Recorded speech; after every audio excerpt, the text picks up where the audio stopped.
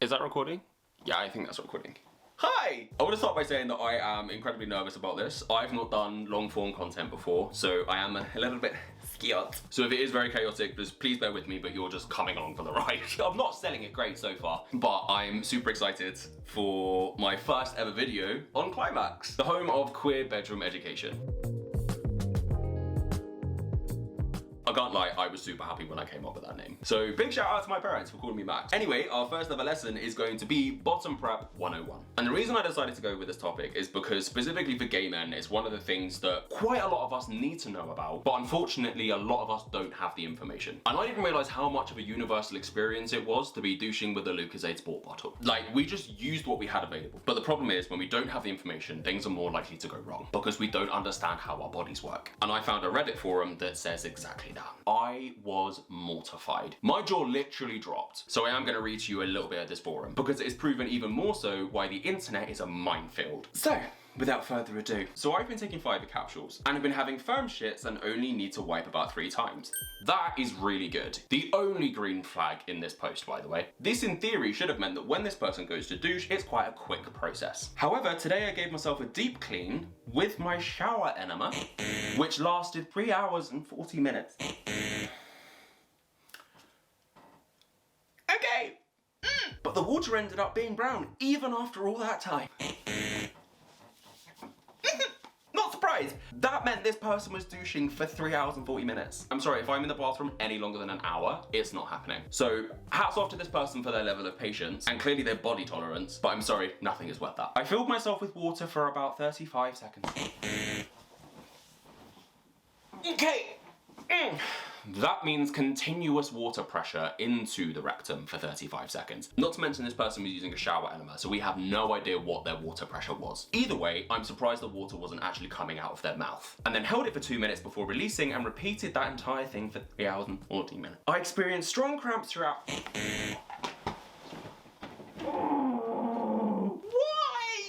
If at any point during the douching process you experience cramps, you have to stop straight away, because it's a sign that something could be going very wrong.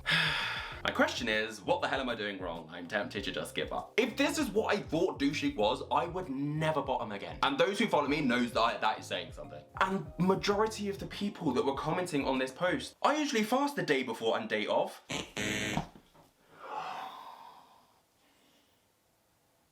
Nope. Nope. I'm not skipping a single meal. However, one of them is kind of funny. I hope you're not on a water meter. That did kind of make me chuckle. Now, whilst I really hope this isn't something any of you have been doing, I want you to know that if it is, it's not your fault. Education systems have failed us. None of us can be blamed for not having the information. Anyway, given the bad advice and the things that were being done on that Reddit forum, the first thing I'm going to talk to you about is everything you need to know before douching. Because before we even entertain any of that, we need to understand how our bodies work. If we don't fully understand our digestive system, we're not going to understand why things end up so messy down the other end. Firstly, we have something on our body known as the gastrointestinal tract. Think of it like the yellow brick road that is connecting our mouth all the way down to our butthole. That's my line. This is the path that all food will travel down. The phenomenon that pushes through our system is known as peristalsis, which are a combination of contractions that occur within our system called peristaltic waves. And the best way to think about these is trying to get toothpaste out of a tube. You squeeze here, toothpaste moves along. You squeeze here, toothpaste moves along. Now, these movements are happening continuously throughout our digestive system, but specifically in our colon, they're happening around 3 to 4 times a day and are known as mass movement. First and foremost, food can take up to 48 hours to fully pass through our system. So even if you start fasting, your body is still going to be trying to get rid of stuff from up to 2 days ago. More importantly, if you do fast for bottoming, the rest of your body doesn't take a day off, as your body is going to be doing a form of housekeeping to keep things moving. So not only is starving dangerous, it is also pointless. Now let's focus on the final stages before you need to go to the toilet. The main function of the colon is to absorb water from the stool, helping it take its final shape. It travels all the way through to the sigmoid colon, and it waits at what is known as the rectosigmoid junction for final bits of water to be absorbed. Now, a lot of you would have heard of the rectosigmoid junction. It's also known as, particularly to the gays, the second hole. It's not actually a second hole, it is the bend that connects the rectum and the sigmoid colon. Once the sigmoid colon is adequately full, waste is then pushed into the rectum. As soon as waste is in the rectum, signals are sent to your brain to let you know you're ready to go to the toilet. Sounds like a perfect system, right? In theory, it should be. But that's not the case for a lot of people. Quite often when it comes to any advice to do with douching and bottoming, it can be very one size fits all. It assumes that your body is adhering to this perfect system. Not everything works perfectly.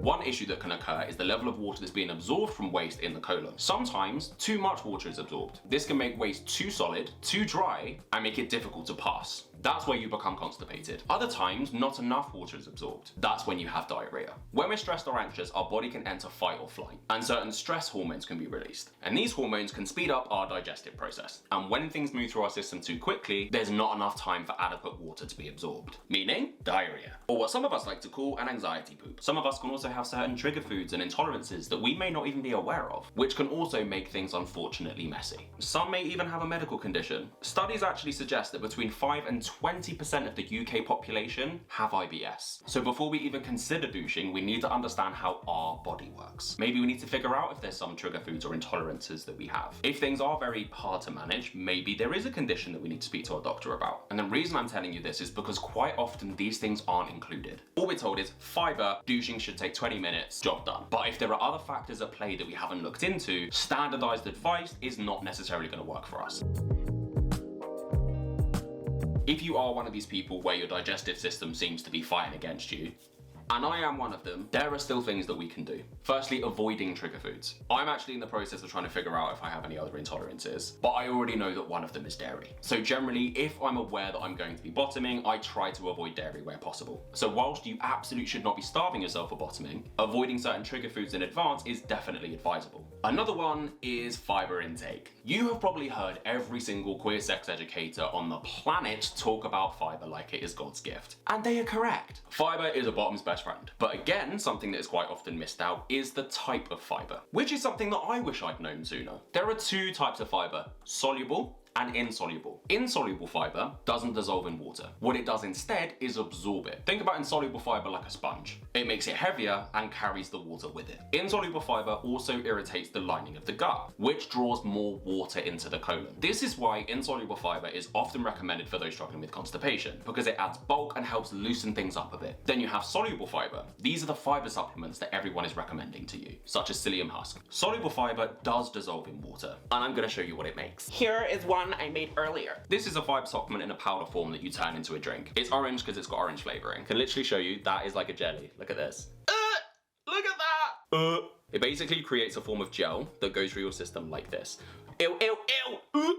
Oh, it's so gross. Now imagine that going through your system. It's gonna be taking everything with it. Like, she's cleaning on the move. Soluble fibre is often recommended for those experiencing diarrhea. It's very important for your body to have both types, because it's trying to reach that middle ground where you don't end up constipated, but you also don't end up with diarrhea. With those things in mind, something that a lot of sex educators will say is that douching is not essential. And I 100% agree. No one should pressure you to do it, and it is not something that you have to do. But again, it's very one size fits all. For someone whose body is working within that perfect system, who may even be having what can be known as a ghost shit, which is where you don't even have to wipe, not douching for them may not mean anything is going to happen at all. These people are God's favourites. However, if you are someone with severe anxiety, IBS, and lots of food intolerances, not douching could mean it's World War III down there. The result of not douching can vary from person to person, and so it is fully dependent on your comfort levels. Now we're going to talk about douching itself. Back when I was using a Lucozade Sport bottle, I had no idea there were so many tools available, and only one of these should be enough to do the job.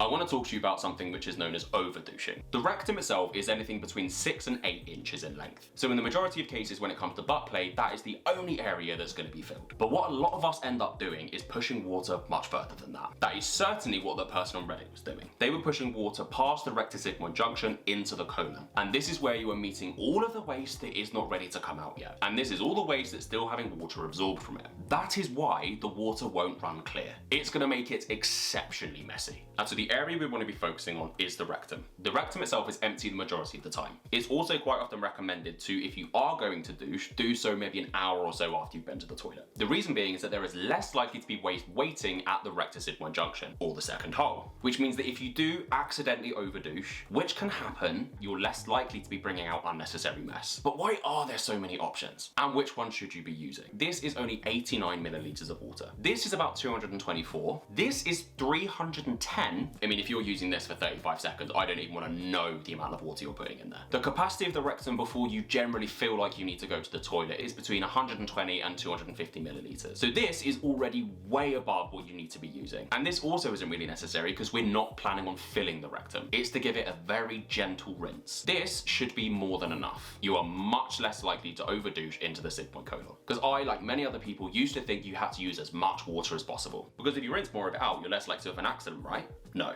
Because not only if you're pushing water into the sigmoid colon, you're making the douching process longer, but it also makes water more likely to get trapped. Which means that if that water is released during butt stuff, it's going to be insanely messy. So this is all you should need. This in particular can be very dangerous. Firstly, water pressure can be incredibly unpredictable. When this is inserted, we have virtually no way of telling how much water is coming out. So not only could you be overdouching, but too intense pressure could tear the rectal lining. Which is not only just damage we don't want, it can increase your risk of STIs. The other incredibly important one is the water temperature. That is also something that's incredibly hard to regulate. If the water suddenly becomes hot beyond your control, you could severely burn the rectal lining. So not only should this not be necessary, it carries way too much risk. Speaking of which, the final thing I want to go through before I talk specifically about how to douche, which is the reason you're all here, are the risks of douching.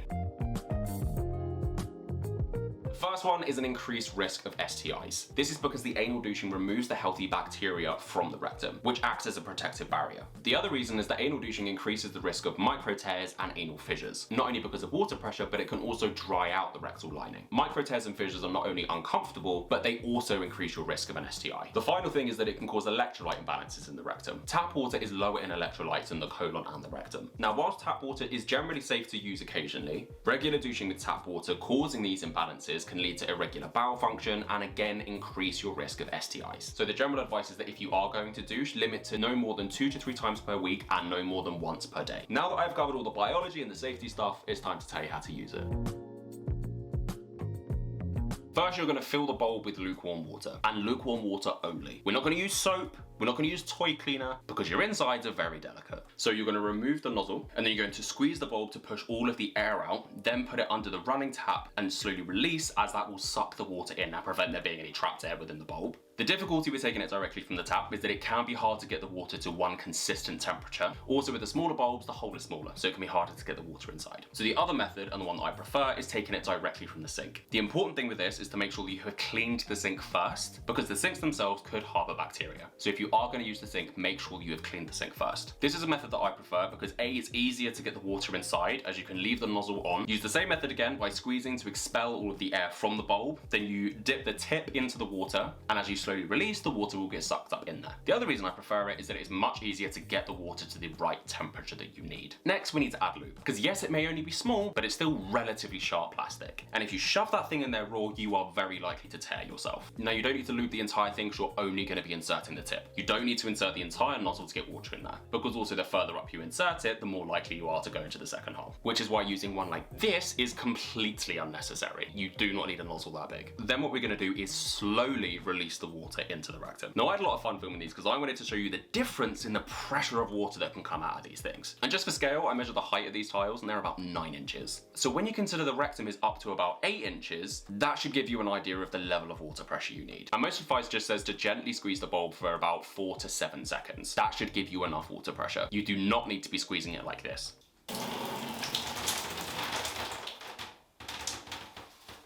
And that was with the 89mm bulb. Imagine you were doing that with this. Once the water is inside, you want to be holding it in for about 30 seconds. Think of it like leaving a pot to soak with warm water in it. It's going to help get more of the mess out. Then we're going to slowly release the water into the toilet. The most important thing to note here is not to force it out, because this is a mistake I made a few years ago. Releasing too aggressively can give you a fissure, and that's exactly what I did. Fissures are horrible. They're incredibly painful and very annoying to heal. If you find that very little water or maybe just less water is coming back out, there's a couple of reasons this can be happening. Firstly, some of the water may have been absorbed. That's normal. Secondly, some of the water may have unfortunately gone into the sigmoid colon or just gotten trapped generally. And there's a couple of things you can do to help this. What I don't want you to do is continue to pile more and more water on top of it, because if water has gotten trapped, you're likely just going to be pushing that water further up. The first thing you can do, which I actually learned from the Bottoms Digest, is if you do happen to have one of these, this can be really helpful at getting trapped water out. Just simply lube this up and gently insert it, and what it is likely to do is help open up and release any of of the water that has become trapped. You could also lube up a finger and use that, but again, depending on your own individual system, that may not be something you're comfortable doing. The other one is giving yourself a very gentle abdominal massage. Emphasis on gentle. These are sometimes recommended for people with constipation anyway, so I would only recommend this for people when the water does get trapped. Don't do this generally if the water is coming out fine.